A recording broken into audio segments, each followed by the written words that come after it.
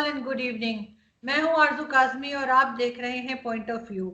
आज जरा हम बात करेंगे बलूचिस्तान की, बांग्लादेश की, और जिस तरह से कहा जाता है कि वहां पर इंडिया बार बार जाके इंटरफेरेंस कर रहा है और कर रहा था, उस बारे में बात करेंगे। और इसी तरह के मजीद कुछ टॉपिक्स हमें जी ज्वाइन किया है शिवम त्यागी साहब ने। आपका ताल्लुक बीजेपी से। Thank you so much sir for joining us. Thank you.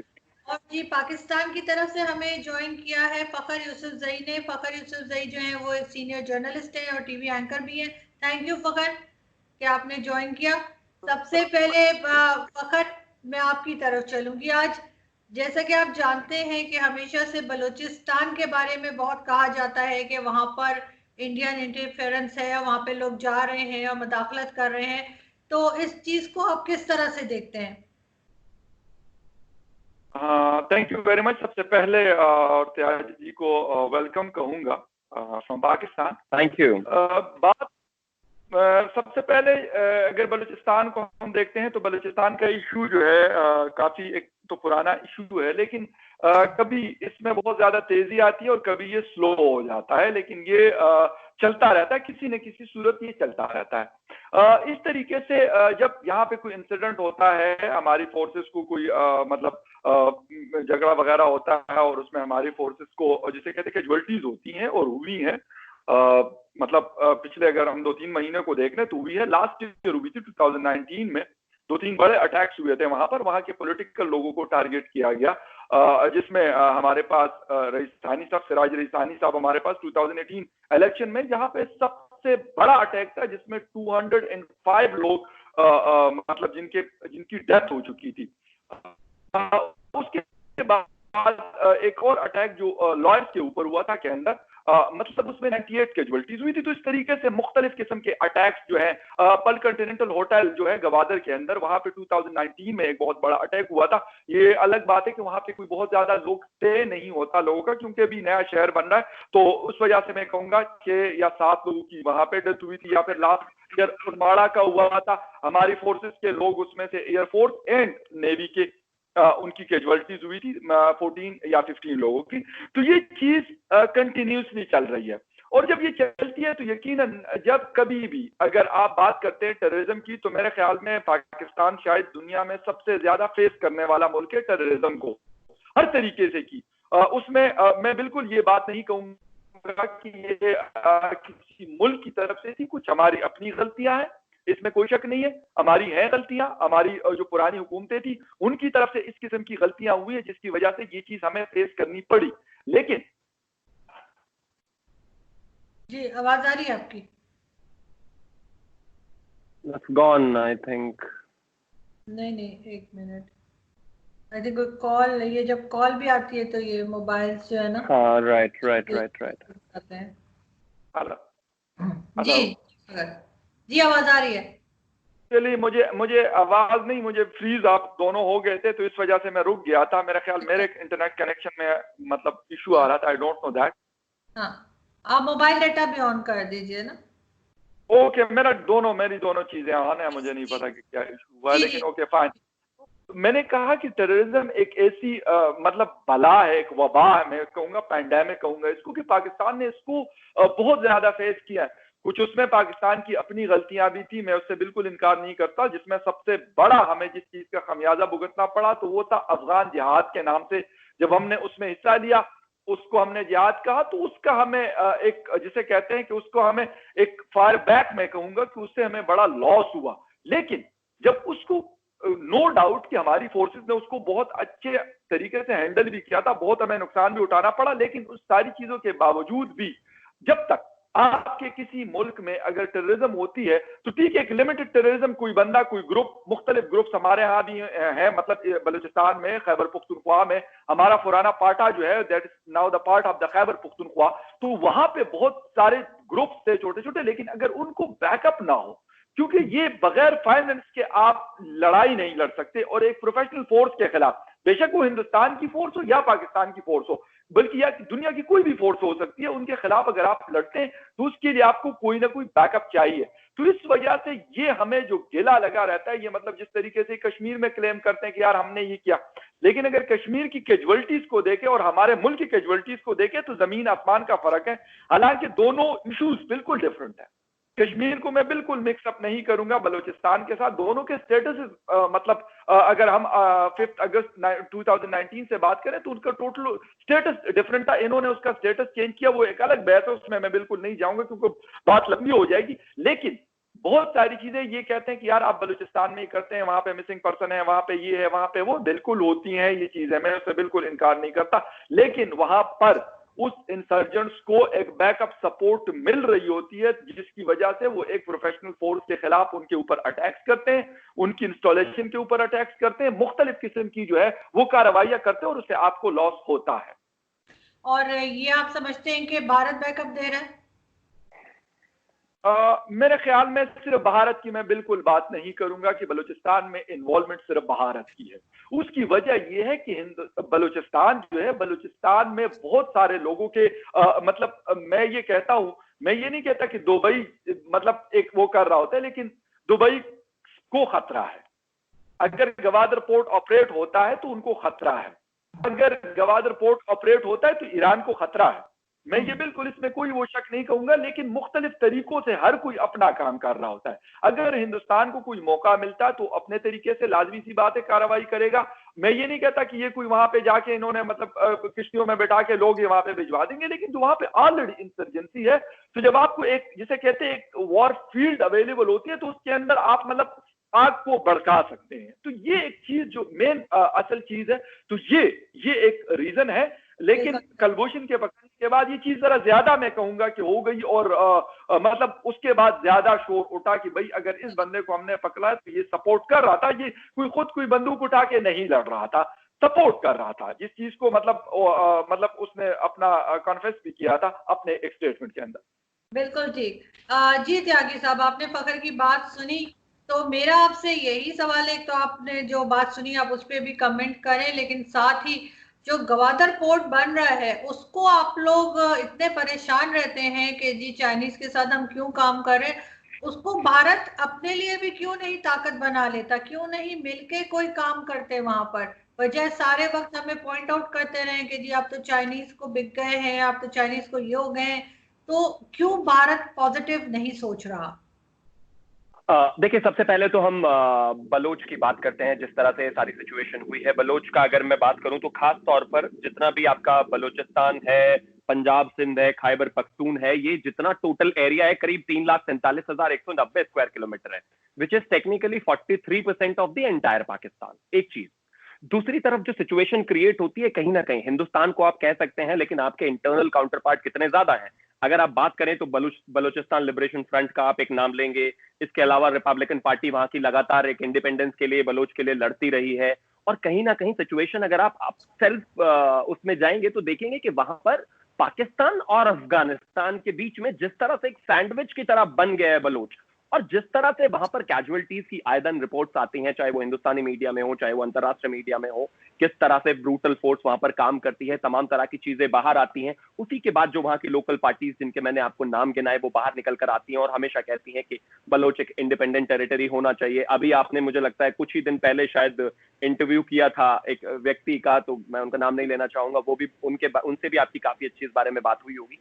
हमारा सिर्फ मानना इतना है कि जहां तक बात बलूचिस्तान की है वो आपका अपना एक इंटरनल इशू है, लेकिन बलूचिस्तान लगातार इस तरह की आवाजें उठाता रहा है। हाँ, कुलभूषण यादव में आपने इंडिया को एक्यूज करने की कोशिश की, लेकिन आपने देखा इंटरनेशनल कोर्ट ऑफ जस्टिस में जब आप गए तो वहां पर आप लगातार जो काउंसलर एक्सेस नहीं दे रहे थे, उसके बाद काउंसलर एक्सेस मिला और तमाम तरह की चीजें। दूसरा, जो आपने कहा कि उन्होंने एक्सेप्ट किया कि उनका हाथ था या फिर उनकी कहीं ना कहीं सपोर्ट थी पीछे से, मेरा मानना सिर्फ इतना है, हिंदुस्तान में अगर मैं आईपीसी की भी बात करूं या संविधान की भी बात करूं, पुलिस किस तरह से किस लोगों को लेकर और किस तरह से उनसे चीजें आगे एक्यूज करती है और उन चीजों को कैसे एग्जीक्यूट करती है, हम सब जानते हैं। तो मुझे लगता है अगर आपको किसी तरह का कोई डर नहीं है, अगर आपको लगता है कि हाँ वो उन्होंने कोई ऐसा काम किया है, कुलभूषण यादव ने कोई ऐसा काम किया, तो काउंसलर एक्सेस के लिए हमें इंटरनेशनल कोर्ट ऑफ जस्टिस जाने की जरूरत नहीं पड़ती। आप कहते कि ठीक है, आप अपने लॉयर लाइए और यहां पर केस लड़िए, एक फेयर ट्रायल होने देते। लेकिन कहीं ना कहीं न्याय के सारे रास्तों को रोक देना, किसी एक व्यक्ति को उठाना जो एक फौज में था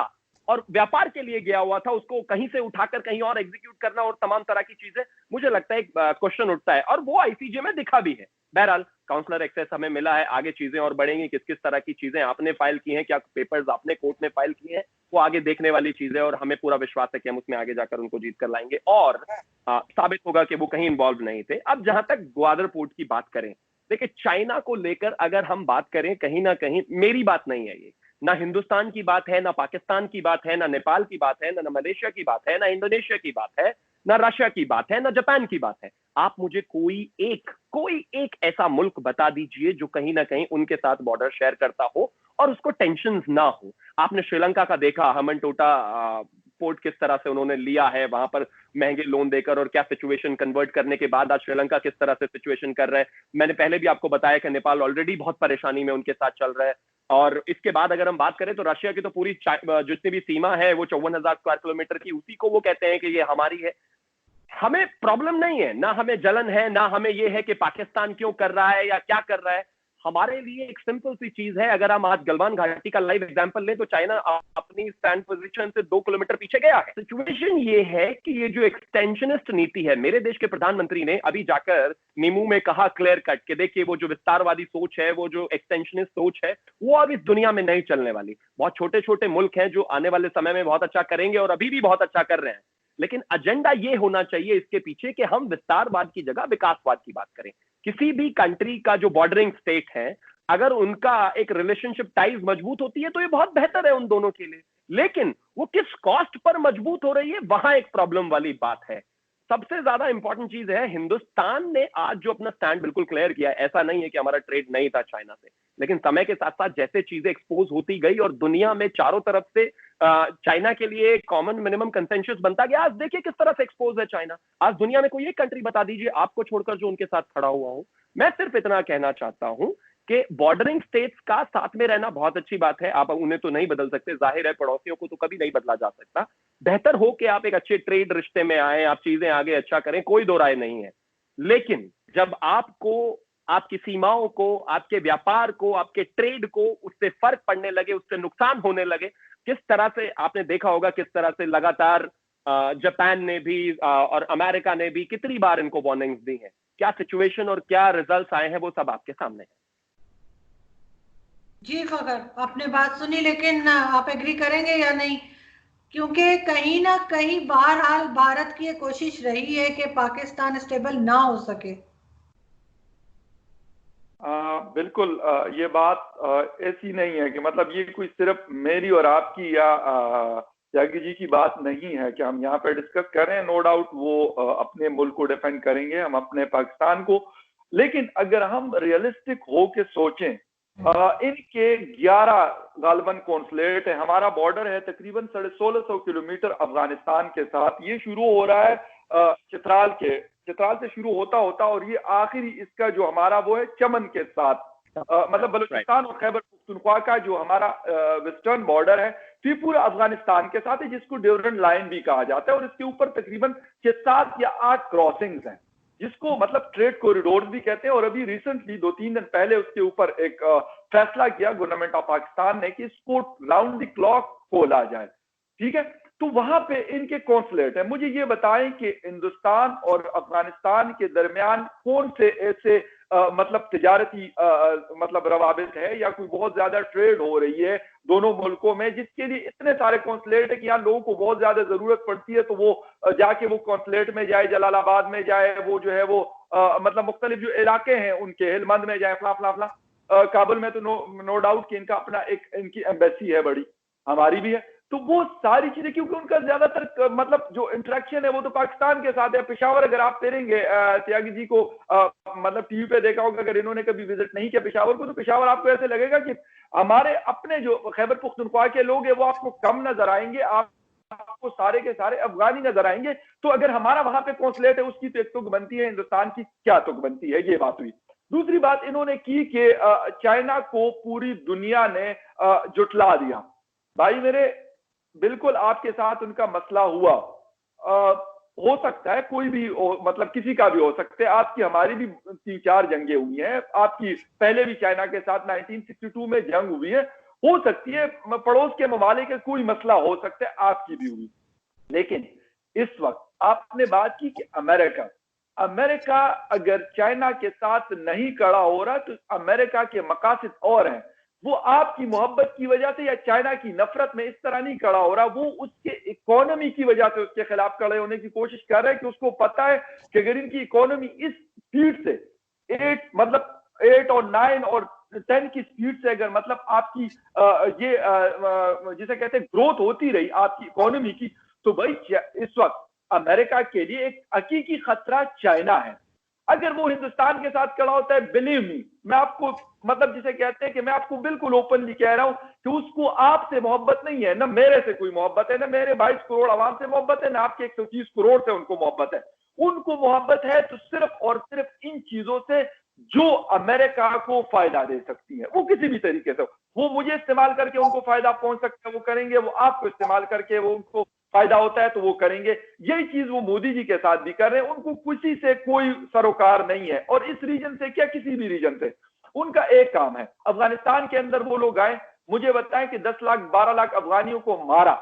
मैंने उस दिन भी माइक पोम्पियो के ट्विटर पे ये मैंने लिखा, मैंने कहा सर कहते हैं कि अमन फ्ला फ्ला फ्ला, मैंने कहा आप अमन की बात करते हैं, आप ये बात करते हैं कि अमन, मैंने कहा जिसने इराक के अंदर 10 लाख लोगों को मारा, जिसने सीरिया के अंदर लोगों को मारा, जिसने जो है अफगानिस्तान में मारा, जिसने जो है आपकी लीबिया में मारा, आप लोग अमन की और इस बात की बात करते हैं, और आप मतलब ये करते हैं कि मैंने कहा टेररिज्म क्या होती है? जब आप किसी को बगैर किसी रीजन के मारते हैं, दैट इज टेररिज्म।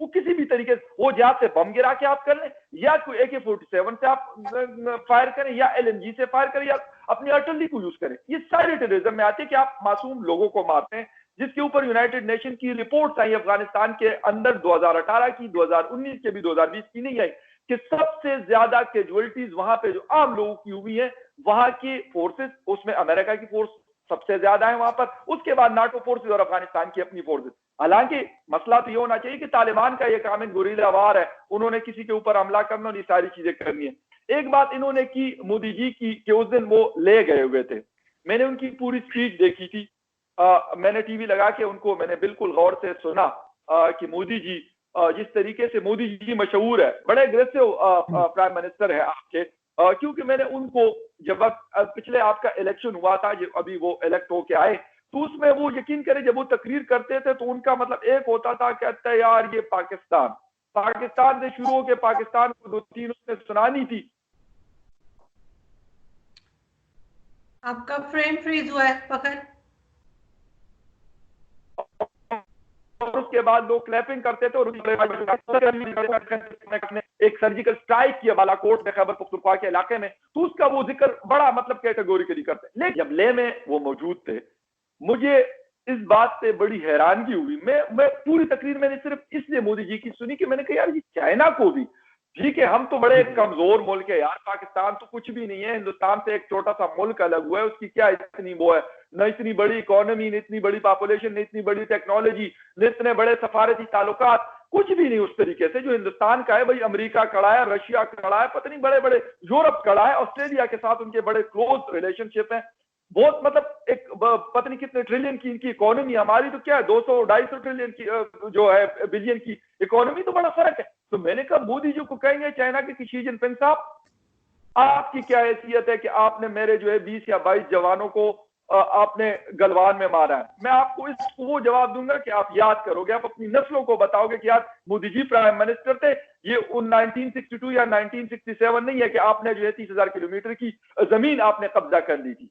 तो ये चीज मैं एक्सपेक्ट कर रहा था मोदी जी से, लेकिन मोदी जी ने, मुझे नहीं पता कि क्यों ये डर था, कोई मसलहत थी उसमें या कोई और वजह थी, मुझे ये नहीं पता, लेकिन मैं बड़ा एक्सपेक्ट कर रहा था कि मोदी जी कम से कम जब आप बॉर्डर पे फौजियों के सामने खड़े होंगे, अगर मैं एज ए जर्नलिस्ट भी वहां के किसी LOC पे जाऊंगा, फौज के सामने खड़ा होऊंगा, अफगान बॉर्डर पे जाऊंगा खड़ा होऊंगा, या किसी और बॉर्डर पे, तो मैं फौजियों के साथ उस तरीके से बात करूंगा, ना कि वहां पे मैं वो बात करूंगा जो मैं दिल्ली में पार्लियामेंट में बैठ के करता हूँ, पार्लियामेंट में पोलिटिकल लोग बैठे होते हैं।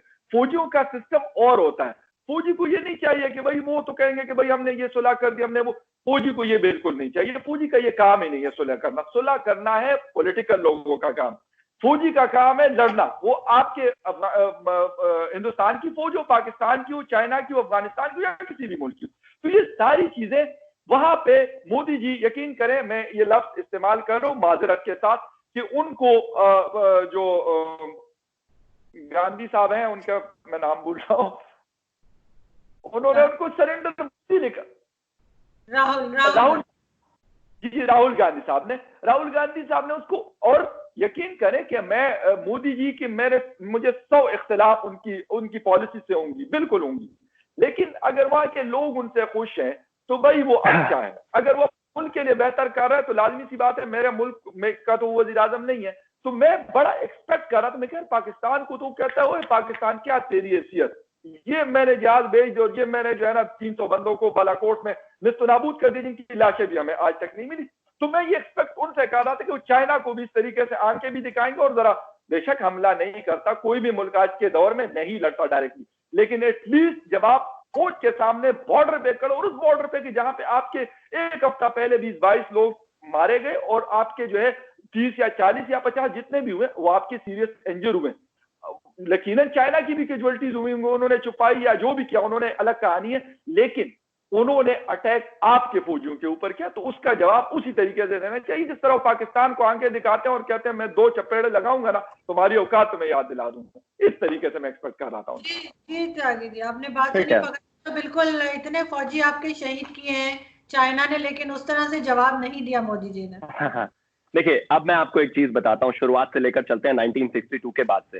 पहले थोड़ा सा अमेरिका के परिप्रेक्ष्य में बात करते हैं। मेरे मित्र ने कहा फकर ने कि अमेरिका को अगर कुछ चीज चाहिए या फिर वो किसी चीज में इंटरेस्टेड होता है तो वो सिर्फ और सिर्फ बिजनेस है, या फिर जिस तरह से इकोनॉमी चाइना की बढ़ती जा रही है उससे उसको टेंशन है। आप एक चीज बहुत समझ लीजिए अच्छी तरह से, चाहे वो बायलैटरल टाइज हो, चाहे ट्राइलैटरल टाइज हो, चाहे किसी भी देश के किसी भी देश से संबंध हो, यहां पर ऐसा बिल्कुल नहीं है कि मेरी किसी देश से रिश्तेदारी है तो इसलिए संबंध चलेगा। यहां पर वो परिवार वाला माहौल नहीं है। हर कोई मुल्क हर किसी से अगर जुड़ा हुआ है तो सम वे और दी अदर कहीं ना कहीं उनके इकोनॉमिक ट्रांजैक्शंस को लेकर, उनके फायदों को लेकर, चाहे वो अमेरिका हिंदुस्तान से जुड़ा हुआ हो, चाहे वो चाइना किसी और से जुड़ा हुआ, पाकिस्तान चाइना से जुड़ा हुआ हो, हर जगह इकोनॉमी ही इन्वॉल्व है। हर जगह कोई अपना देश दूसरे देश से कैसे बेहतर बन सकता है, हम उससे क्या टेक्नोलॉजी ट्रांसफर ले सकते हैं, क्या हम उससे डिफेंस में फायदा ले सकते हैं, इंटरनेशनल स्तर पर क्या हमें फायदे हो सकते हैं। तो अगर आप ये कहते हैं कि अमेरिका मुझे इस वजह से कर रहा है तो इस वजह से ही सही, क्योंकि उसका सीधा रीजन ये है कि जो पॉलिसी चाइना की है वो वर्ल्ड वाइड सक्सेसफुल आज के जमाने में नहीं है। जब मोदी जी कहते हैं कि डेवलपमेंट इज द की, एक्सटेंशनिस्ट या फिर विस्तारवादी चीज नहीं चल सकती। आप एक चीज बताइए, फकर साहब बहुत पढ़े लिखे जर्नलिस्ट हैं, मैं सिर्फ सीधा पूछना चाहता हूं, एक चीज बताइए, 16 मुल्कों से आप अपने बॉर्डर शेयर करते हैं जो धरती पर है, 23 मुल्कों से आपकी लड़ाई है। आप एक चीज बताइए, इंडिया गलत हो सकता है या फिर चाइना गलत, इंडोनेशिया गलत हो सकता है, जापान गलत, कितने मुल्क गलत होंगे? कहीं ना कहीं आप जो देख रहे हैं उनकी सिचुएशन वो आपके सामने है। अब आ जाते हैं कि चलो अमेरिका को इस वजह से दिक्कत है चाइना से कि भाई वहां पर उनकी जो इकोनॉमी जिस तरह से बढ़ रही है वो बहुत खतरनाक लगता है उनको, कहीं ना कहीं वो वर्ल्ड वाइड लीड करेंगे। लेकिन साहब जापान क्यों परेशान है? इंडोनेशिया इतना सा मुल्क है, मैंने पिछली बार भी कहा था, इतना सा मुल्क है। मलेशिया इतना सा मुल्क है, क्यों परेशान है इनसे? भारत आए दिन आप देख ही रहे हैं क्या सिचुएशन, श्रीलंका आप देख ही रहे हैं, नेपाल ने भरोसा किया था, देख लीजिए उनकी रिपोर्ट्स पढ़ लीजिए क्या सिचुएशन है। प्रॉब्लम चाइना या चाइना की इकोनॉमी नहीं है। आप अगर आगे बढ़ रहे हैं, डेवलप्ड लेवल पर डेवलपमेंट करना चाहते हैं, आप आगे बढ़ना चाहते हैं, कोई नहीं रोक सकता। लेकिन जब आप अपने बॉर्डरिंग स्टेट्स को परेशान करना शुरू कर देते हैं, जब कहीं ना कहीं आप होता क्या है कि जब आप बॉर्डर पर होते हैं, जैसे हमारा एलएसी है चाइना के साथ, वहां पर एक वर्ड होता है क्रीपिंग। क्रीपिंग का मतलब होता है रेंगते हुए आगे जाना। उनकी आदत है जहां पर भी बॉर्डर डिसाइडेड नहीं है, और अगर बॉर्डर डिसाइडेड है भी तो भी क्रीपिंग करते हुए, रेंगते हुए, आज 2 फीट कल 3 फीट जो स्टेटस को रहता है उसको मेंटेन ही नहीं रहने देते हैं। कहीं ना कहीं आने वाले समय में ये पूरी दुनिया उनके खिलाफ क्यों खड़ी है? उनके आगे बढ़ने की वजह से नहीं, वो एक रीजन हो सकता है। आज भी उनके बहुत सारे प्रोडक्ट सारी दुनिया में चल रहे हैं ना, बहुत लोगों ने उनको नहीं बैन किया है अभी। आने वाले समय में उनकी हरकतों को देखकर उनकी इकोनॉमी को जरूर डेंट लगेगा, और हिंदुस्तान से लगा है। 11,000 करोड़ के स्टैंड अलोन प्रोजेक्ट कैंसिल हुए हैं, उनकी चाइनीज ऐप बंद हो गई है, उसके बाद तमाम तरह की चीजें हुई हैं, और सिर्फ हिंदुस्तान से हुआ है। माइक पॉम्पियो को आप लगातार देख ही रहे होंगे, डोनाल्ड ट्रंप को आप लगातार देख ही रहे होंगे। तो ये सिर्फ उनके आगे बढ़ने की वजह से नहीं है, वो जिस तरह से चीजों को कवर करना चाहते हैं वो अब इस दुनिया में नहीं चलता। मैं कहता हूं, चाहे आपने अपने मुल्क को लेकर कहा कि पाकिस्तान बहुत छोटा सा मुल्क है, कुछ नहीं, आप कितने से भी छोटा मुल्क हो, लेकिन कल अगर आपको कोई कब्जा करने की कोशिश करेगा तो जरूर फाइट बैक करने की जरूर कोशिश करो, चाहे वो चाइना ही क्यों ना हो।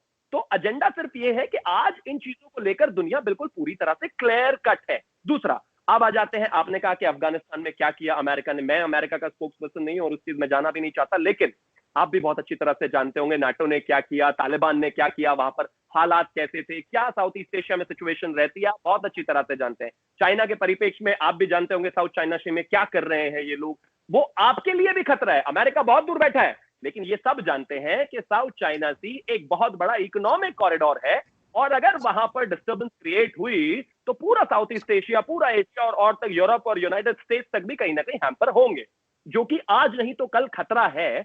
तो कभी ना कभी तो आज या कल या परसों, आज इंडिया ने कन्फ्रंट किया, आज यूनाइटेड स्टेट्स खड़ा है, जापान खड़ा है, सब लोग खड़े। अगर आज कन्फ्रंट नहीं करेंगे तो कल करना पड़ेगा, इसलिए उनके सामने पूरी दुनिया खड़ी है। अब आ जाते हैं मोदी जी पर।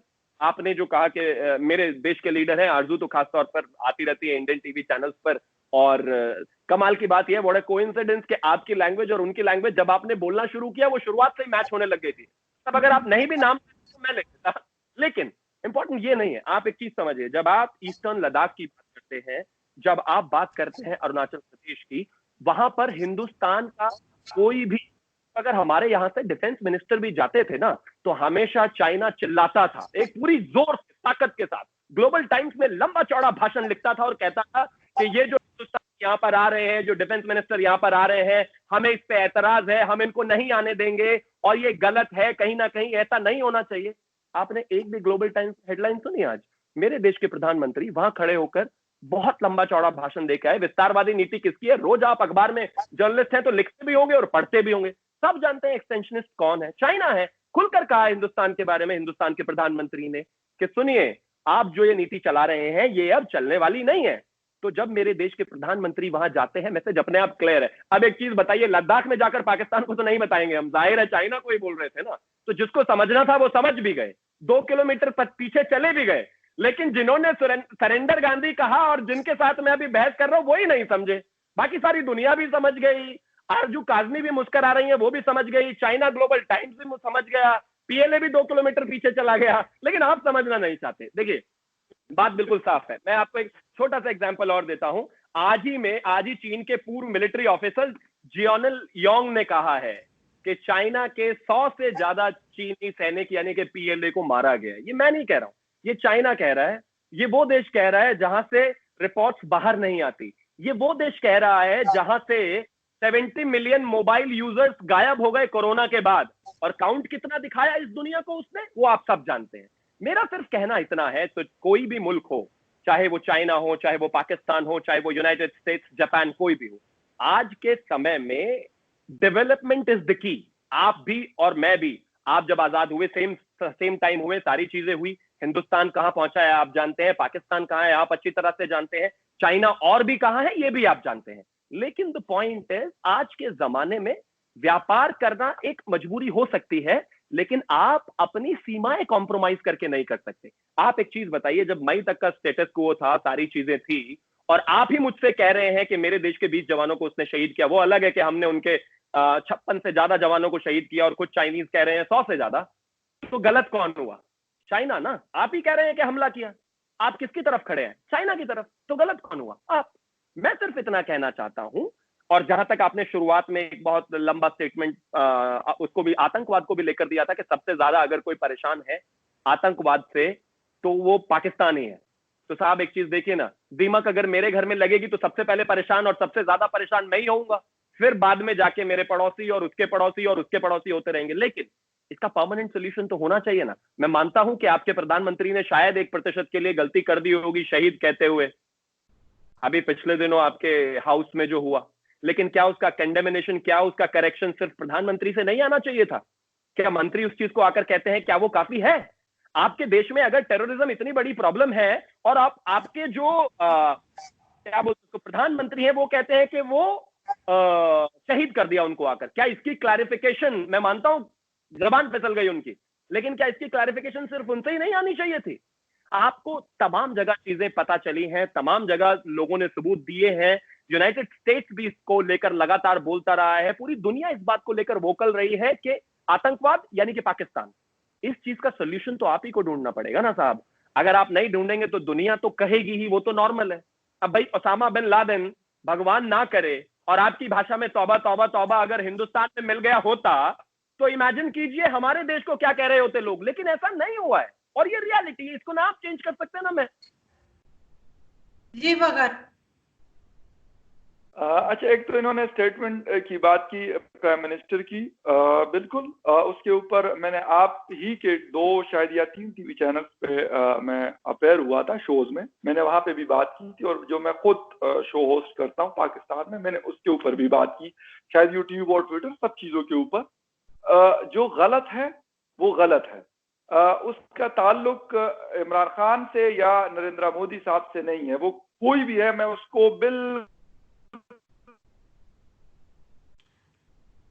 जी आपकी वीडियो फिर स्ट्रेट फॉरवर्ड। मुझे बात करता हूँ और बड़ा ओपन कर रहा हूँ। जी जी जी जी जी जी अब मेरी ऑडियो, जी अब आ रही है ऑडियो। ठीक है।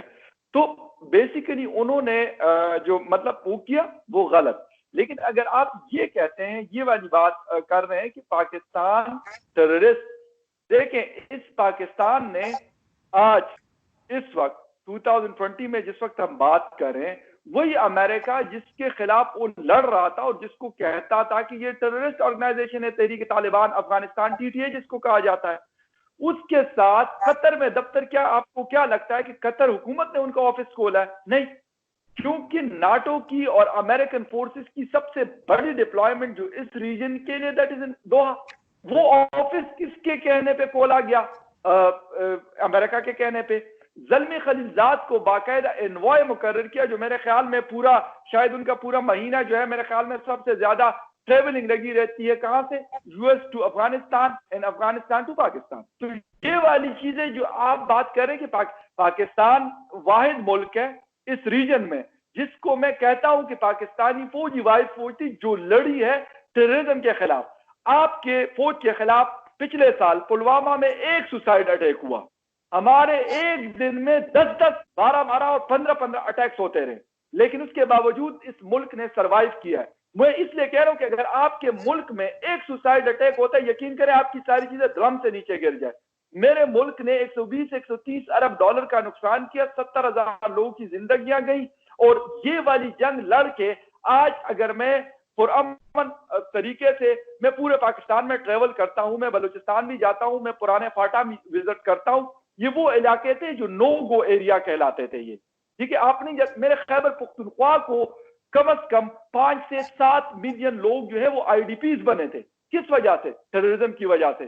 तहरीक तालिबान पाकिस्तान कौन सपोर्ट करता था? तहरीक तालिबान पाकिस्तान को आपका क्या ख्याल है कि तहरीक तालिबान जो मौलाना फजलुल्लाह था सवात का, एक मस्जिद का मौलवी था, वो इतना बड़ा हो गया था कि वो एक जिसे कहते हैं प्रोफेशनल फौज के खिलाफ लड़ सके? नहीं लड़ सकता, वो कभी भी नहीं लड़ सकता। मैं कहता हूं एक दिन भी छोड़ के, मैं कहता हूं 1 घंटा भी नहीं लड़ सकता। मुझे पता है कि यार एमिनेशन इस वक्त कितना महंगा है। एक AK-47 खरीदने के लिए आपको पाकिस्तानी 3 से 3.5 लाख रुपए चाहिए, एक AK-47। उनके पास रॉकेट लॉन्चर्स हैं, सब कुछ मौजूद है। तो ये सारी चीजें बगैर किसी सपोर्ट के नहीं होती। वही अमेरिका, अगर पाकिस्तान इतना खराब मुल्क है इस रीजन का, तो तालिबान के लिए मुज़ाकरात, पाकिस्तान ही है वाहिद रास्ता जिसके through Donald Trump, Mike Pompeo, Zalmi Khalilzad, ये सारे लोग इसी रास्ते से होके जाते हैं और ये कहते हैं कि यार ये हमने करना है। ये अलग बात है कि हिंदुस्तान को उस जो अमन मुज़ाकरात है उसके ऊपर बहुत बड़ी रिजर्वेशन थी, बहुत ज्यादा रिजर्वेशन थी, और आपको पता होगा कि 1-1.5 माह पहले ज़ल्मी खलीलजाद ने दिल्ली को भी विजिट किया था। हालांकि नॉर्मली वो वहां नहीं जाते, वो दोहा, काबुल एंड इस्लामाबाद, ये 3 जगह जहां पे वो विजिट करते हैं। तो ये सारी चीजें क्यों? क्या उन्होंने कहा कि भाई अमेरिका को, आपके हिंदुस्तान ने कहा कि भाई अगर हमने 5-6 अरब डॉलर की इन्वेस्टमेंट की हुई है तो हम किधर करें? हालांकि चाइना ने, रशिया ने, पाकिस्तान ने स्ट्रेट फॉरवर्ड कह दिया कि कोई स्टेक्स नहीं है हिंदुस्तान के अफगानिस्तान में, न कोई उनके साथ उनका कोई बॉर्डर रखता है, न कोई इस किस्म की कोई ट्रेड हो रही है, कोई मतलब कोई बायलैटरल या कुछ किसी भी तरीके से कि आप कहें कि भाई एक हिंदुस्तान को इसके बीच में आना चाहिए। तो ये सारी चीजें, हम सिर्फ इल्जामात लगाने से नहीं काम चलता। मैं कहूं जी हमने तुझे हमारे फौज के ऊपर हिंदुस्तान ने ही हमला कर दिया, नहीं भाई, ये नहीं होता। इसके पीछे, इस जंग के पीछे एक बहुत बड़ी हिस्ट्री मौजूद है। मैंने शुरू में बिल्कुल स्ट्रेट फॉरवर्ड कहा है कि बेशक इसमें पाकिस्तान की भी गलती है कि पाकिस्तान ने 1979 में जिसको वली खान साहब ने फसाद कहा था और बादशाह खान साहब ने उस फसाद के अंदर पाकिस्तान ने जिहाद का नाम देखी, क्योंकि अमेरिका को सोवियत यूनियन को तोड़ना था। ये सारी कहानी जब वहां शुरू होती है तो वो ये सब चीजें हिंदुस्तान अपने तरीके से कर रहा होता है। मैं ये नहीं कहता कि भाई हर हमारे मुल्क में अगर कुछ भी हो रहा होता है तो हम हिंदुस्तान के ऊपर डाल दें, हर कुछ नहीं, बिल्कुल नहीं डालूंगा। बेशक कोई कहता है हर चीज डालता है तो मैं उसको नहीं, लेकिन बहुत सारी चीजें ऐसी हैं कि उसको सपोर्ट किया जाता है। एक बात क्योंकि लंबी मेरी बहुत ज्यादा हो रही है, सॉरी फॉर दैट। आपके प्राइम मिनिस्टर ने 2 साल पहले ढाका में खड़े होके वहां पे कहा था कि यार हम ही है जिसने पाकिस्तान को तोड़ा। एक सॉवरन मुल्क को आप तोड़ते, इसको आप क्या नाम देंगे? बेशक जो भी था वहां पर, मैं अलग से वो कहता हूं, उसके लिए यूनाइटेड नेशन मौजूद है। अगर कहीं पे कोई इस किस्म का इस तिमोर बना आपका, ठीक है, वो 2 मुल्क बने, एक मुसलमानों के पास चला गया, एक क्रिश्चियन के पास चला गया, लेकिन उसके लिए यूनाइटेड नेशन आया। यहां पर यूनाइटेड नेशन कोई नहीं आया, तब सिर्फ ये था कि ये basically these are all the activities of terrorism. तो अगर हम ये सिर्फ ये कह दें कि भाई पाकिस्तान के ऊपर हम ये एलिगेशन लगाएंगे कि उसने श्रीनगर में जो है हिंदुस्तान के 3 फौजियों को वो मुकाबला हुआ वहां पे, आप उनको, जिनको आप इंसर्जेंट्स कहते हैं या टेररिस्ट कहते हैं, हमारे यहाँ उनको फ्रीडम फाइटर्स कहा जाता है, उनके साथ लड़ते हुए जी 3 फौजी आपके जो है वो जहां बाहक हो गए। भाई अगर आप करेंगे अगर आप जी अगर कंप्लीट कर ले, लेकिन जल्दी में जी ठीक है, बिल्कुल आप इनसे मुकल्ले में फिर मैं लास्ट कमेंट के लिए जाऊंगी जी त्यागी साहब जी। देखिए जहां तक हिस्ट्री की बात है, आपने लगातार कहा 71 का रेफरेंस दिया, मैं 71 में बिल्कुल क्लियर करना चाहता हूँ, वहाँ क्लैश था, सारी चीजें सामने गए, उसके बाद यूनाइटेड नेशन पिक्चर में आया, सब कुछ हिस्ट्री में मौजूद है। मैं जानना चाहूं तो फिर कश्मीर में भी जा सकता हूं। अगर आप बात करें 26 दिसंबर 1947 की बात कर सकता हूं, इंस्ट्रूमेंट ऑफ एक्सेशन की बात कर सकता हूं, वहां पर क्या हुआ, 26 अक्टूबर 1947 में क्या हुआ, हरि सिंह ने कॉन्ट्रैक्चुअल डेट किसके साथ साइन किया था, उसके बाद आने वाले समय में किसने किस पर हमला किया, ये भी आप बहुत अच्छी तरह से जानते हैं। जिस बॉर्डर पर आज इतना लड़ाई हो रही है और जो सिचुएशंस हो रही हैं और जो टेररिस्ट एक्टिविटीज को लगातार बढ़ाया जा रहा है, इन्फिल्ट्रेशन हो रही है, वो सब आपने देखी है। मुझे लगता है उसमें जाने से बेहतर ये है कि आज की अगर हम बात करें, करंट सिनेरियो में सिचुएशन ये है कि हिंदुस्तान ही सिर्फ आपको नहीं कह रहा है। आपने कहा कि हमने 130 अरब डॉलर का नुकसान किया, उसके अलावा हमने बहुत सारे आतंकवादी हमले देखे। मैं एक चीज आपको कह देना चाहता हूं, जब आपके यहाँ पर स्कूल पर हमला हुआ, हिंदुस्तान भी बराबर दुखी हुआ था। हिंदुस्तान के ज्यादातर लोग उस बात से बेहद खासे नाराज थे कि क्यों ये हुआ, क्या ये हुआ। टेररिज्म चाहे आपके लिए हो, मेरे लिए हो, सबसे ज्यादा खतरनाक है बेहद। लेकिन आज ये बात, इस बात को भी कोई मानने को मतलब तैयार नहीं है कि कहीं ना कहीं आपने उसको सपोर्ट नहीं किया। अगर सरकारों ने सपोर्ट नहीं किया होता तो इतने फल फूले नहीं होते। आप देखिए ना, प्रॉक्सी वॉर की तरह लगातार इस्तेमाल करना टेररिज्म को कहां तक सही है। मैं कहता हूं आपको कि चलो ठीक है, हिंदुस्तान तो आपका बॉर्डरिंग स्टेट है, यूनाइटेड स्टेट्स तक पहुंच गए साहब आप बॉम्ब लेके, और फिर आप कहेंगे कि टेररिज्म हमारे यहां पर भी है। कोई बाय करेगा इस बात को? नहीं करेगा ना। मतलब एक there has to be a method to the madness. कम से कम किसी भी चीज के लिए एक लॉजिक होना बेहद अनिवार्य है। मैं कहता हूं, अब आप थोड़ा सा इस चीज को ले लीजिए। 71 में आपने बांग्लादेश को कहा, हम लगातार कहते हैं जिस तरह से इंडिया ने वहां पर रोल प्ले किया वो इंपॉर्टेंट है। आज बलोचिस्तान की जो कैजुअलिटीज और जो चीजें निकलकर आ रही हैं, खैबर पख्तून में क्या हो रहा है आप अच्छी तरह से जानते हैं, पंजाब सिंध में क्या हो रहा है आप अच्छी तरह से जानते हैं। जिसको आप आजाद कश्मीर का नाम देते हैं वो आपने लड़ाई करके छीना बेईमानी के बाद, आप जानते हैं। 27 सितंबर 1947 में जो अग्रीमेंट हुआ था उसमें पाकिस्तान कहीं नहीं था, आपके कायदे आजम भी कहीं नहीं थे, उनका कहीं नाम भी नहीं था। गूगल करेंगे, अग्रीमेंट निकल जाएगा 2 मिनट में, उसके बाद आप समझेंगे उसको कि वहां से ही शुरुआत हो गई थी इस चीज की। जब कश्मीर में कबायली आए थे और इंस्ट्रूमेंट ऑफ एक्सेशन हुआ था, उस टाइम पाकिस्तान कहीं नहीं था साहब। Kashmir was all together an independent territory associated with India. ये तो आप भी जानते हैं, इसको तो मना नहीं करेंगे आप। लेकिन जिस तरह से वहीं से इन्वेजन चालू हुआ, वहीं से चीजों को बढ़ाना चालू किया गया, फिर एक समय के बाद, उसके बाद 90s में आते आते किस तरह से आतंकवाद को बढ़ाया गया। आपने कहा कि हमारे यहाँ उसको जिहाद कहते हैं। मैं हिंदू जरूर हूं, लेकिन मैंने कुरान बहुत अच्छी तरह से पढ़ी है, क्योंकि मुझे भी पता होना चाहिए कि जब आप बात करते हैं तो उसका मतलब क्या है। जिहाद का मतलब मैं तो ये नहीं समझता जो मेरे देश में आकर लोग करते हैं या आपके देश में जो लोग आकर करते हैं। कहीं ना कहीं ये चीज है। 90s में हम लोगों को चीख चीख कर बताते थे, इंडिया हमेशा कहता था हम टेररिज्म से ज्यादा परेशान है, बेहद परेशान है, ये दिक्कतें हैं, वो दिक्कतें हैं। नहीं मानता था वेस्टर्न वर्ल्ड, आज सारा वो भी मान रहा है। कहीं ना कहीं एक कॉमन कंसेंसस तो बिल्ड हो गया है पाकिस्तान के खिलाफ, और उसको तोड़ेगा कोई नहीं। मैं भी कुछ नहीं कर सकता, मेरा देश भी कुछ नहीं कर सकता, आप ही को कहीं ना कहीं उसको इरेडिकेट करके चीजों को लाना पड़ेगा। लेकिन उसके लिए बेहतर है एक प्रॉपर पॉजिटिव अप्रोच। आपने इमरान खान की बात को कहा कि हाँ उन्होंने गलत किया ये चीज, वेल वेरी गुड। मैं कहता हूं आई रियली अप्रिशिएट इट। आपने ऐसा कहा, बहुत बड़ी बात है अपने देश में बैठकर जहां पर DGISPR आसिफ गफूर साहब का कितना चलता है सब जानते हैं, और भी कितने लोगों का कितना चलता है सब जानते हैं, मैं ज्यादा उसमें नहीं जाना चाहता। लेकिन आपने कहा, मैं कहूंगा कि चलो ठीक है, जर्नलिस्ट अप्रोच बहुत अच्छी बात है, लेकिन ये छोटी छोटी चीज हैं जो अंतरराष्ट्रीय स्तर पर आने वाले समय में राइटिंग्स बन जाती हैं।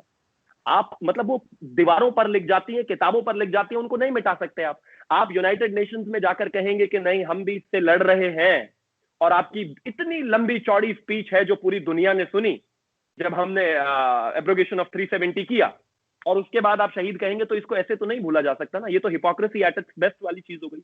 मेरा सिर्फ इतना सा मानना है, संबंध कहीं पर भी हो डिप्लोमेटिक लेवल पर हमेशा बेहतर हो सकते हैं, इसमें कोई दो राय नहीं है, लेकिन ये बात बिल्कुल क्लियर है, चाहे मेरे मुल्क और आपके मुल्क की बीच की बात हो, चाहे किसी तीसरे मुल्क की बात हो, कहीं ना कहीं हमें इस चीज में टेररिज्म को तो एनकाउंटर करना ही पड़ेगा, इस पर तो बात करनी ही पड़ेगी। और अगर आप नहीं करेंगे तो ये आपके लिए तो प्रॉब्लम है, जैसा कि आप कह रहे हैं। हालांकि मेरी सरकार और मैं इस बात को और मेरा देश नहीं मानते, लेकिन मैं फिर भी कहता हूं कि अगर ये प्रॉब्लम है आपके लिए और मेरे लिए भी, तो इसके बारे में तो बात करनी पड़ेगी, और इसके बारे में बैठकर हमें ही बात करके रिजॉल्व करना पड़ेगा, क्योंकि अल्टीमेटली एशिया में आने वाले समय में हर कोई लीड करना चाहेगा, अंतरराष्ट्रीय स्तर पर भी हर कोई लीड करना चाहेगा। पाकिस्तान चाहे छोटा देश हो, लेकिन छोटे देश भी आजकल बहुत आगे जा रहे हैं, ऐसा नहीं है, और उसके बहुत सारे एग्जाम्पल्स भी हैं। और जहां तक चीजों की बात है, मिलजुल कर अगर आगे करेंगे तो ज्यादा बेहतर होगा। लेकिन जब तक आतंकवाद है, ना आप एक कदम आगे ले पाएंगे ना हम ले पाएंगे, क्योंकि हर बार कहीं ना कहीं सिचुएशन, जब भी कोशिश की गई है बात करने की, उसका एग्जाम्पल, उसका सोल्यूशन क्या निकला है आपके सामने है। थैंक यू सो मच कि आप लोगों ने शो ज्वाइन किया, और हम उम्मीद करते हैं कि कोई ना कोई हम इससे कुछ समझ पाएंगे, कुछ हल निकाल पाएंगे। Thank you so much Tyagi ji, बहुत शुक्रिया कि आपने ज्वाइन किया। Thank you Aarzoo ji, thank